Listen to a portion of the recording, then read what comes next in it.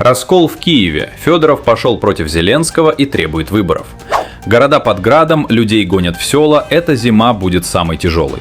Море для Украины закрывается. Одесса, Николаев и экспорт – все под замком. Харьков выселяют за 12 часов, а столица снова уходит под землю.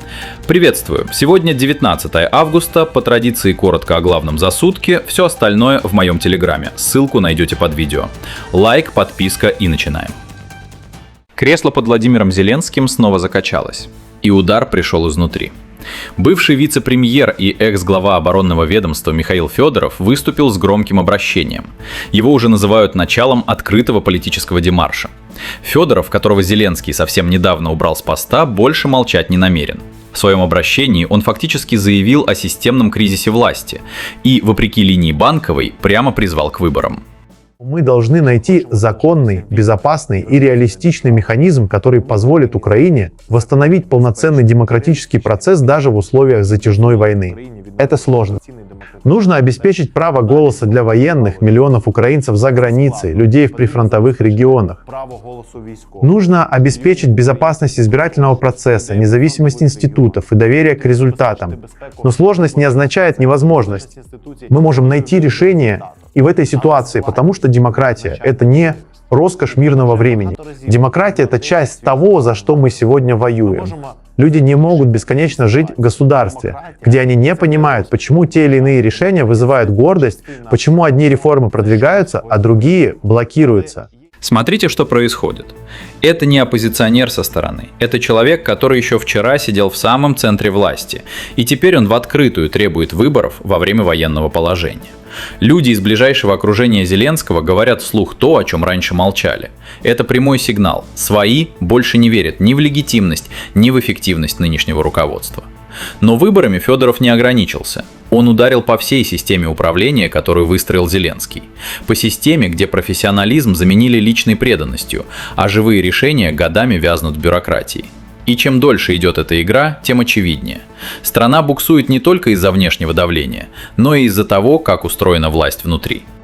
И особенно опасно, когда у общества возникает ощущение, что главным критерием для назначения человека является не его профессионализм, не результаты, не способность менять страну, а его личная лояльность системе.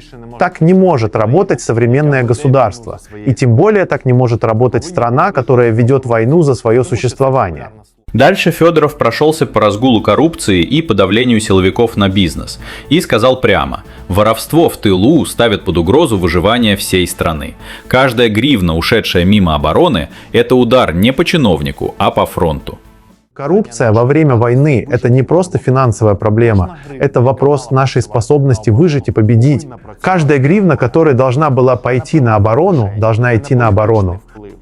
Не в чей-то карман, не для политического влияния, не для поддержания чьих-то схем, не для сохранения чьей-то должности. Коррупция — это всего лишь симптом. Главная проблема гораздо глубже. По словам Федорова, коррупция – это лишь симптом, а главная беда куда глубже – это системный кризис всего государственного аппарата. У нас системный кризис управления. Старая система слишком часто живет по своим правилам. Она защищает себя, она боится перемен, она медленно принимает решения, она может наказывать за инициативу и поощрять за лояльность. Она может годами сохранять неэффективные структуры, просто потому, что все к ним привыкли. Итог на сегодня простой. Монолит Зеленского рассыпался окончательно. Прямая критика, требования выборов, обвинения в профнепригодности – и все это из уст вчерашних высших чиновников. На Банковой пока держат паузу, но это яркое доказательство. Раскол в Киеве перешел в горячую фазу. Русская армия продолжает работать по объектам в глубине Украины. Под удары попадает то, что держит фронт на плаву – логистика и энергетика. Склады, транспортные узлы, подстанции – все, что питает армию и тыл. Бьют не по случайным целям, а потому, без чего армия быстро теряет ход. Ключевой момент здесь не в отдельном ударе, ключевой момент в эффекте, который копится. Один прилет по подстанции сегодня почти незаметен, но таких точек десятки. И через пару месяцев в стране начнут вставать даже те предприятия, которых ракеты и дроны вообще не касались. Просто потому, что им не хватит энергии, топлива и логистики. Это медленное удушение экономики, которое уже не отремонтировать за одну ночь. Видят это в Киеве прекрасно. Именно поэтому Владимир Зеленский просит о перемирии. И просит именно сейчас. Не через полгода, не весной, сейчас. Потому что зимой ситуация станет только тяжелее, а любая пауза – это шанс перевести дух и удержать то, что еще работает. Как вы думаете, пойдет ли Путин на какое-либо перемирие? Напишите свое мнение. А зима уже на пороге. И по всем признакам она будет тяжелее прошлой. Речь давно не о комфорте. Речь о том, чем греться и как пережить холода. Дальше то, что еще год назад звучало бы дико. Власти в открытую советуют жителям крупных городов перебираться в села и деревни. Логика простая и жесткая. Там есть печи. Там можно согреться дровами, даже когда в городе нет ни света, ни тепла. Смотрите, что получается. Огромные города, миллионы людей и совет от собственной власти. Уезжайте туда, где выживать проще. Это не эвакуация из-под обстрела, это отступление перед холодом. И оно говорит о состоянии тыла больше, чем любые официальные сводки.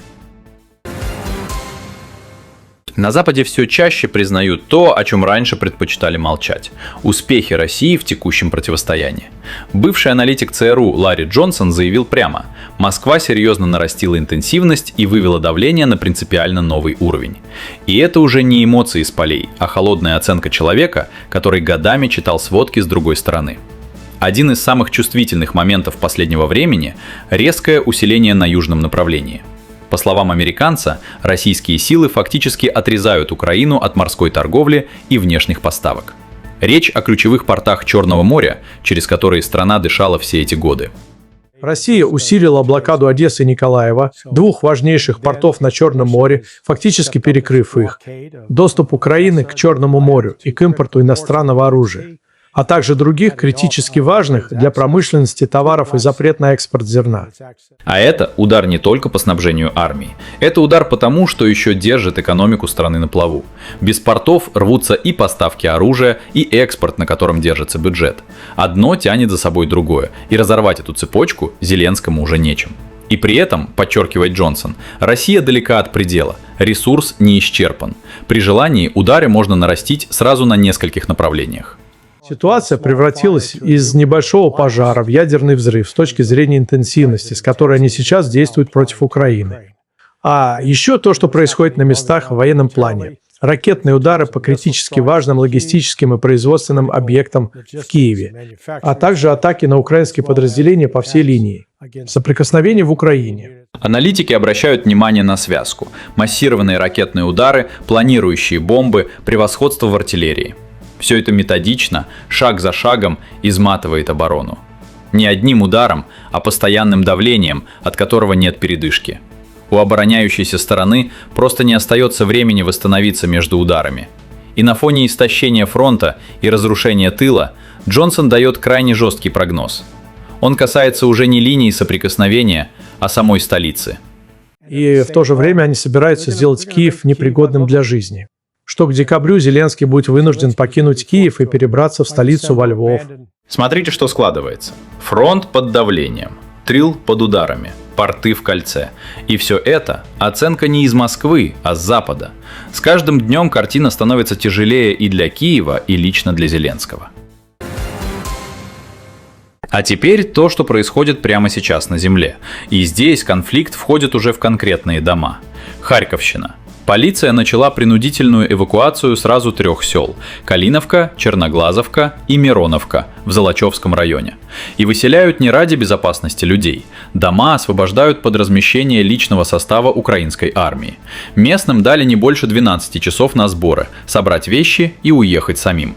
Вдумайтесь в этот срок – 12 часов. Ни неделя, ни пара дней. Полдня на то, чтобы бросить дом, в котором прожил жизнь, и уйти в никуда. Это не эвакуация от обстрелов, это выселение, чтобы освободить место военным. И решения принимали не сами жители, а те, кому понадобились их дома. Тем временем в столице своя тревога. Киевляне снова уходят под землю. Американская разведка предупредила, в ближайшие 2 суток высока вероятность массированных ракетно-дроновых ударов по столице и области. Реакция последовала мгновенно.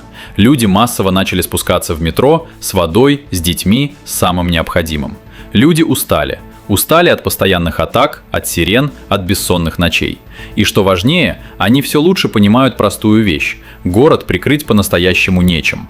ПВО не справляется от слова совсем, а союзники, на которых так рассчитывали, помогать в нужном объеме уже не спешат.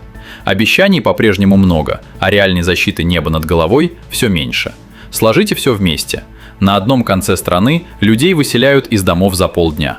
На другом целый город прячется под землю в ожидании удара. И между этими точками миллионы людей, которые все чаще задаются одним и тем же вопросом. А что будет дальше и когда это закончится? Итак, что мы имеем на сегодня? По Зеленскому бьют не ракеты, а собственная команда. И это, пожалуй, опаснее любого удара с фронта. Пока верхушка выясняет, кто виноват и когда выборы, страна медленно теряет то, на чем держалась. Свет, порты, снабжение, веру людей в то, что их прикроют. И вот что важно понять. Это уже не про отдельные события. Это про систему, которая начала сыпаться сразу со всех сторон. Сверху, снаружи и снизу. Дальше вопрос один. Что рухнет первым? Оборона, экономика или само доверие к власти? Ответ мы, похоже, увидим уже очень скоро. А вы что обо всем этом думаете? Делитесь в комментариях. Лайк и подписка – лучшая поддержка для канала. Еще больше в моем телеграме, ссылка под видео.